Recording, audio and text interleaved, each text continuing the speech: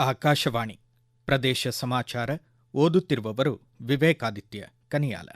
ಮುಖ್ಯಾಂಶಗಳು: ಬೆಂಗಳೂರು ತಂತ್ರಜ್ಞಾನ ಶೃಂಗ ಬ್ರಿಡ್ಜ್ ಟು ಬೆಂಗಳೂರು ಹೊಸದಿಲ್ಲಿಯ ಪೂರ್ವಭಾವಿ ಸಭೆಯಲ್ಲಿ ಮುಖ್ಯಮಂತ್ರಿ ಭಾಗಿ. ಕರ್ನಾಟಕ ಲೋಕಾಯುಕ್ತ ಸಂಸ್ಥೆ 40ನೇ ವಾರ್ಷಿಕೋತ್ಸವ ಸರ್ವೋಚ್ಚ ನ್ಯಾಯಾಲಯದ ಮುಖ್ಯ ನ್ಯಾಯಮೂರ್ತಿ ಸೂರ್ಯಕಾಂತ್ ಇಂದು ಉದ್ಘಾಟನೆ. ನಾರಿಶಕ್ತಿ ವಂದನೆ ಅಧಿನಿಯಮಕ್ಕೆ ಲೋಕಸಭೆಯಲ್ಲಿ ಸೋಲು. ಇಂದು ವಿಶ್ವ ಪರಂಪರೆ ದಿನಾಚರಣೆ. ಈಗ ವಾರ್ತೆಗಳ ವಿವರ. ಬೆಂಗಳೂರು ತಂತ್ರಜ್ಞಾನ ಶೃಂಗದ ಪೂರ್ವಭಾವಿಯಾಗಿ ಹೊಸದಿಲ್ಲಿಯಲ್ಲಿ ಜರುಗಿದ ವಿವಿಧ ರಾಷ್ಟ್ರಗಳ ರಾಯಭಾರಿಗಳು ಹಾಗೂ ಹೈ ಕಮಿಷನರ್ ಜೊತೆಗಿನ ಸಂವಾದ ಬ್ರಿಡ್ಜ್ ಟು ಬೆಂಗಳೂರು ಕಾರ್ಯಕ್ರಮದಲ್ಲಿ ಮುಖ್ಯಮಂತ್ರಿ ಸಿದ್ದರಾಮಯ್ಯ ಪಾಲ್ಗೊಂಡು ಮಾತನಾಡಿದರು. ನವೆಂಬರ್ ತಿಂಗಳಿನಲ್ಲಿ ಆಯೋಜಿತ ತಂತ್ರಜ್ಞಾನ್ ಶೃಂಗದಲ್ಲಿ ಪಾಲ್ಗೊಂಡು ಕರ್ನಾಟಕದ ಅಭಿವೃದ್ಧಿಯಲ್ಲಿ ಪಾಲುದಾರರಾಗುವಂತೆ ಅವರು ಕರೆ ನೀಡಿದರು. ಕರ್ನಾಟಕ 16,000 ಸ್ಟಾರ್ಟ್ಅಪ್ಗಳಿಗೆ ನೆಲೆಯಾಗಿದೆ ಎಂದರು. ರಾಜ್ಯ ಸಚಿವ ಸಂಪುಟ ಕರ್ನಾಟಕ ರೋಹಿತ್ ವೆಮುಲ ವಿಧೇಯಕ, ಬಹಿಷ್ಕಾರ ಅಥವಾ ಅನ್ಯಾಯ ತಡೆಗಟ್ಟುವಿಕೆ, ಶಿಕ್ಷಣ ಮತ್ತು ಘನತೆಯ ಹಕ್ಕಿಗೆ ಅನುಮೋದನೆ ನೀಡಲಾಗಿದೆ ಎಂದು ಮುಖ್ಯಮಂತ್ರಿ ಸಿದ್ದರಾಮಯ್ಯ ಎಕ್ಸ್ ಮಾಧ್ಯಮದಲ್ಲಿ ತಿಳಿಸಿದ್ದಾರೆ. ದೇಶಾದ್ಯಂತ ಶಿಕ್ಷಣ ಸಂಸ್ಥೆಗಳಲ್ಲಿ ಜಾತಿಯ ಕಾರಣಕ್ಕಾಗಿ ಎದುರಾಗುವ ಅನ್ಯಾಯ, ಅಸಮಾನತೆ, ಅವಮಾನಗಳಿಂದ ಈಗಾಗಲೇ ಹಲವು ಜೀವಗಳು ಬಲಿಯಾಗಿದ್ದು, ರಾಜ್ಯದಲ್ಲಿ ಇಂತಹ ಸಾವುಗಳಿಗೆ ಕೊನೆ ಹಾಡಲು ರಾಜ್ಯ ಸರ್ಕಾರ ನಿರ್ಧರಿಸಿದೆ ಎಂದು ಹೇಳಿದ್ದಾರೆ. ಕರ್ನಾಟಕ ಲೋಕಾಯುಕ್ತ ಸಂಸ್ಥೆ 40ನೇ ವಾರ್ಷಿಕೋತ್ಸವದ ಹೊಸ್ತಿಲಲ್ಲಿದೆ. ಬೆಂಗಳೂರಿನ ವಿಧಾನಸೌಧದ ಸಮ್ಮೇಳನ ಸಭಾಂಗಣದಲ್ಲಿ ಇಂದು ಮಧ್ಯಾಹ್ನ 2:30ಕ್ಕೆ ಆಯೋಜಿತ ಕಾರ್ಯಕ್ರಮದಲ್ಲಿ ಸರ್ವೋಚ್ಚ ನ್ಯಾಯಾಲಯದ ಮುಖ್ಯ ನ್ಯಾಯಮೂರ್ತಿ ಸೂರ್ಯಕಾಂತ್ ಮುಖ್ಯ ಅತಿಥಿಗಳಾಗಿ ಪಾಲ್ಗೊಳ್ಳಲಿದ್ದಾರೆ. ಸರ್ವೋಚ್ಚ ನ್ಯಾಯಾಲಯದ ಹಿರಿಯ ನ್ಯಾಯಮೂರ್ತಿ ಅರವಿಂದ ಕುಮಾರ್ ಅತಿಥಿಯಾಗಿ ಆಗಮಿಸಲಿದ್ದಾರೆ. ಲೋಕಾಯುಕ್ತ ಬಿಎಸ್ ಪಾಟೀಲ್, ಉಪಲೋಕಾಯುಕ್ತರಾದ ಕೆಎನ್ ಫಣೀಂದ್ರ ಮತ್ತು ಬಿ ವೀರಪ್ಪ ಭಾಗವಹಿಸಲಿದ್ದಾರೆ.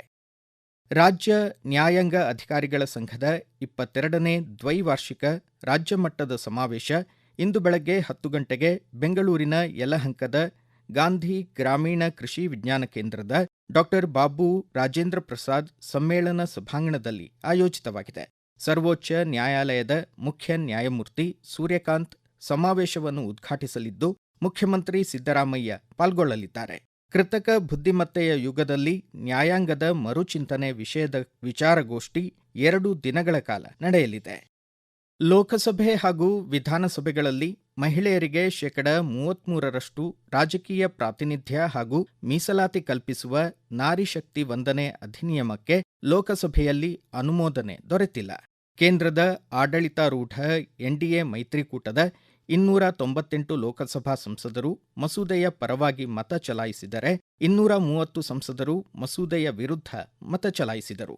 ಸಂವಿಧಾನದ 131ನೇ ತಿದ್ದುಪಡಿ ವಿಧೇಯಕ ಲೋಕಸಭೆಯಲ್ಲಿ ಅಂಗೀಕಾರಗೊಳ್ಳಲು 328 ಸಂಸದರ ಮತಗಳ ಅಗತ್ಯವಿತ್ತು. ಒಟ್ಟು 543 ಲೋಕಸಭಾ ಸಂಸದರಲ್ಲಿ 528 ಸಂಸದರು ಸದನದಲ್ಲಿ ಹಾಜರಿದ್ದು ಮತ ಚಲಾಯಿಸಿದರು. ಸ್ಥಳೀಯ ಸ್ವಯಂ ಆಡಳಿತ ಸಂಸ್ಥೆಗಳಲ್ಲಿ 33% ಮಹಿಳಾ ಪ್ರಾತಿನಿಧ್ಯ ಕಲ್ಪಿಸಿರುವ ಕುರಿತು ಪ್ರದೇಶ ಸಮಾಚಾರಕ್ಕಾಗಿ ತಮ್ಮ ಅನಿಸಿಕೆ ಹಂಚಿಕೊಂಡಿದ್ದಾರೆ ಹಿರಿಯ ನಿಯತಕಾಲಿಕೆ ಜೀವನ ಶಿಕ್ಷಣ ಮಾಸಪತ್ರಿಕೆಯ ವಿಶ್ರಾಂತ ಸಂಪಾದಕ, ಧಾರವಾಡದ ಗುರುಮೂರ್ತಿ ಯರಗಂಬಳಿ ಮಠ. ನಮ್ಮ ಸಂವಿಧಾನವು ಎಲ್ಲರಿಗೂ ಸಮಾನ ಅವಕಾಶಗಳನ್ನು ನೀಡಿದೆ. ಮಹಿಳಾ ಮೀಸಲಾತಿಯೂ ಸಹ ಅಂಥ ಒಂದು ನ್ಯಾಯಸಮ್ಮತ ಕ್ರಮ. ಕುಟುಂಬದ ನಿರ್ವಹಣೆಯಲ್ಲಿ ಯಜಮಾನಿಯಾಗಿ, ಮಾತೆಯಾಗಿ ವಿಭಿನ್ನ ಜವಾಬ್ದಾರಿಗಳನ್ನು ನಿರ್ವಹಿಸುವ ಮಹಿಳೆಯರು ರಾಜಕೀಯ ಅಧಿಕಾರವನ್ನೂ ಸಹ ಅಷ್ಟೇ ವಿಧಾಯಕವಾಗಿ ನಿರ್ವಹಿಸುವ ಜಾಣ್ಮೆಯನ್ನು ಹೊಂದಿದ್ದಾರೆ. ಮಹಿಳಾ ಮೀಸಲಾತಿ ಸಾಮಾಜಿಕ ನ್ಯಾಯದ ಅಭಿವ್ಯಕ್ತಿ. ರಾಜಕೀಯ ಮಹಿಳಾ ಮೀಸಲಾತಿ ಸಮಷ್ಟಿ ಭಾವದ ಪ್ರತಿಬಿಂಬ. ಮಹಿಳೆಯರ ಅನುಭವ ಮತ್ತು ಅವರ ದೃಷ್ಟಿಕೋನಗಳು ಸಮಾಜದ ಸಮಗ್ರ ಚೈತನ್ಯವನ್ನು ಬಿಂಬಿಸುತ್ತವೆ. ಇದಕ್ಕೆ ಸಾಕ್ಷಿಯಾಗಿ ಈಗಾಗಲೇ ಪಂಚಾಯತ್ ರಾಜ್ ವ್ಯವಸ್ಥೆಯಲ್ಲಿ 33% ಮಹಿಳಾ ಮೀಸಲಾತಿ ಗಮನಿಸಿದಾಗ ಸಮಾಜದ ಮುಖ್ಯವಾಹಿನಿಯಲ್ಲಿ ಮಹಿಳೆಯರು ಸಹ ಸಮರ್ಥವಾಗಿ ಆಡಳಿತ ನಿರ್ವಹಣೆ ಮಾಡಿದ್ದು ಗೋಚರವಾಗುತ್ತದೆ. ಮಹಿಳಾ ಮೀಸಲಾತಿ ಕೇವಲ ಒಂದು ಕಾನೂನು ಕ್ರಮವಲ್ಲ, ಅದು ಒಂದು ಚಿಂತನಾ ಪರಿವರ್ತನೆ. ನಾರಿ ಶಕ್ತಿ ವಂದನಾ ಮಸೂದೆ ಸಾಬೀತುಪಡಿಸುತ್ತದೆ. ಈಗ ಪ್ರಕಟಣೆ, ನಂತರ ಪ್ರದೇಶ ಸಮಾಚಾರ ಮುಂದುವರಿಯುವುದು. ನಮ್ಮ ಎಲ್ಲಾ ರಾಷ್ಟ್ರೀಯ ವಾರ್ತೆಗಳು ಹಾಗೂ ಪ್ರದೇಶ ಸಮಾಚಾರ ಈಗ ಆಕಾಶವಾಣಿ ನ್ಯೂಸ್ ಕನ್ನಡ ಯೂಟ್ಯೂಬ್ ಚಾನೆಲ್ನಲ್ಲಿ ಲಭ್ಯ. ನಮ್ಮ ಎಕ್ಸ್ ಖಾತೆ ಮತ್ತು ಇನ್ಸ್ಟಾಗ್ರಾಂ ಖಾತೆ ಆಕಾಶವಾಣಿ ನ್ಯೂಸ್ ಕನ್ನಡ. ಹೆಚ್ಚಿನ ಮಾಹಿತಿಗಾಗಿ ನಮ್ಮ ಫೇಸ್ಬುಕ್ ಖಾತೆ AIR ಕನ್ನಡ ನ್ಯೂಸ್ ಅನುಸರಿಸಿ. ಮಾಹಿತಿಯ ಹೂರಣ ವಾರದ ಕಾರ್ಯಕ್ರಮ ಪ್ರಚಲಿತ ವಿದ್ಯಮಾನ ಪ್ರತಿ ಬುಧವಾರ 9:15.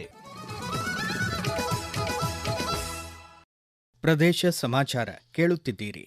ಸಂಘರ್ಷ ಮತ್ತು ವಿಪತ್ತಿನ ಸಂದರ್ಭದಲ್ಲಿ ಸಜೀವ ಪರಂಪರೆಗಾಗಿ ತುರ್ತು ಪ್ರತಿಕ್ರಿಯೆ ಎಂಬ ಧ್ಯೇಯದೊಂದಿಗೆ ಇಂದು ವಿಶ್ವ ಪರಂಪರೆ ದಿನಾಚರಣೆ.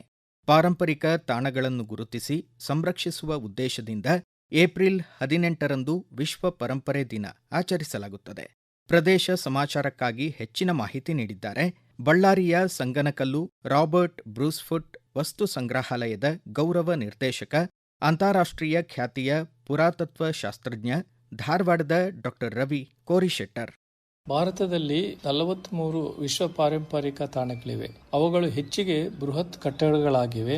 ಆದರೆ ಅವುಗಳಲ್ಲಿ ಯಾವುದೇ ಪೂರ್ವೈತಿಹಾಸಿಕ ನೆಲೆಗಳಿಲ್ಲ. ಅವುಗಳನ್ನು ರಕ್ಷಿಸಲು ನಾವು ಯೋಜನೆಗಳನ್ನು ರೂಪಿಸಬೇಕಾಗಿದೆ. ಅವು ನಾಶವಾಗುವ ಅಪಾಯದಲ್ಲಿವೆ ಮತ್ತು ಶೀಘ್ರದಲ್ಲೇ ಶಾಶ್ವತವಾಗಿ ಅಳಿದು ಹೋಗಬಹುದು. ನನ್ನ ಪ್ರಕಾರ ತುರ್ತು ಪ್ರತಿಕ್ರಿಯೆ ದಿಕ್ಕಿನಲ್ಲಿ ಒಂದು ಪ್ರಮುಖ ಹೆಜ್ಜೆ ಎಂದರೆ ಪೂರ್ವೈತಿಹಾಸಿಕ ಪರಂಪರೆಯನ್ನು ದಾಖಲಿಸುವುದು, ಪಾರಂಪರಿಕ ಕಲಾವಸ್ತುಗಳನ್ನು ವ್ಯವಸ್ಥಿತವಾಗಿ ಸಂಗ್ರಹಿಸುವುದು ಮತ್ತು ಅವುಗಳನ್ನು ಪ್ರಾದೇಶಿಕ ಸಂಗ್ರಹಾಲಯಗಳಲ್ಲಿ ಕ್ರಮಬದ್ಧವಾಗಿ ಮತ್ತು ವಿಷಯಾಧಾರಿತವಾಗಿ ಪ್ರದರ್ಶಿಸುವುದು, ಜೊತೆಗೆ ಜೀವಂತ ಮತ್ತು ಭೂತಕಾಲದ ಪರಂಪರೆ ಬಗ್ಗೆ ಅರಿವು ಮೂಡಿಸುವುದು, ಸ್ಥಳೀಯ ಜನರಿಗೆ ಪ್ರವಾಹ, ಯುದ್ಧ, ಭೂಕಂಪ ಇತ್ಯಾದಿ ಪ್ರಕೃತಿ ವಿಪತ್ತುಗಳ ಸಂದರ್ಭಗಳಲ್ಲಿ ಪರಂಪರೆಯ ಹಾನಿಯನ್ನು ತಡೆಯಲು ಸಹಾಯ ಮಾಡುತ್ತದೆ.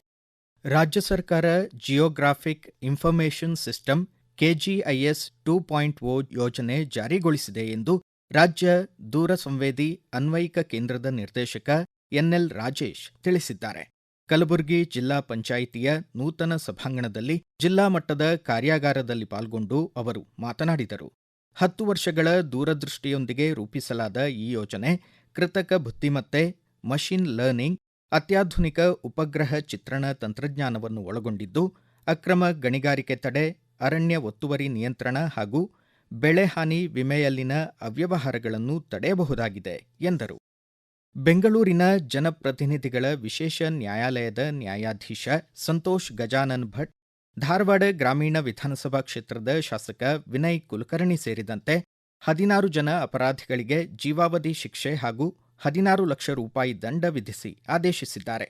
ಧಾರವಾಡ ಜಿಲ್ಲಾ ಪಂಚಾಯಿತಿ ಮಾಜಿ ಸದಸ್ಯ ಹಾಗೂ ಬಿಜೆಪಿ ಮುಖಂಡ ಯೋಗೇಶ್ ಗೌಡ ಕೊಲೆ ಪ್ರಕರಣದಲ್ಲಿ ಪೊಲೀಸ್ ಅಧಿಕಾರಿ ಚನ್ನಕೇಶವ ಟಿಂಗ್ರಿಕರ್ಗೆ 7 ವರ್ಷಗಳ ಕಠಿಣ ಜೈಲು ಶಿಕ್ಷೆ ವಿಧಿಸಿ ಆದೇಶಿಸಿದ್ದಾರೆ.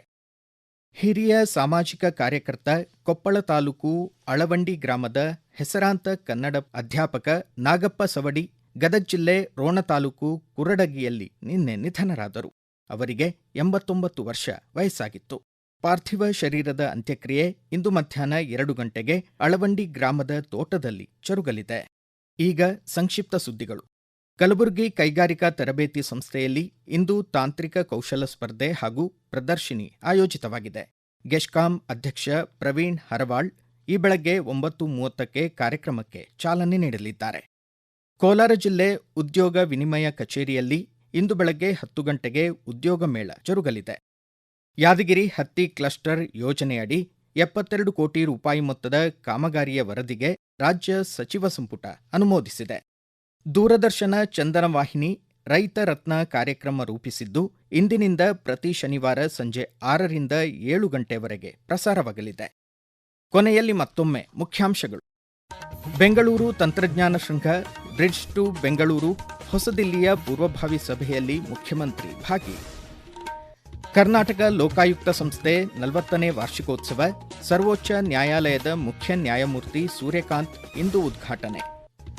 ನಾರಿಶಕ್ತಿ ವಂದನೆ ಅಧಿನಿಯಮಕ್ಕೆ ಲೋಕಸಭೆಯಲ್ಲಿ ಸೋಲು.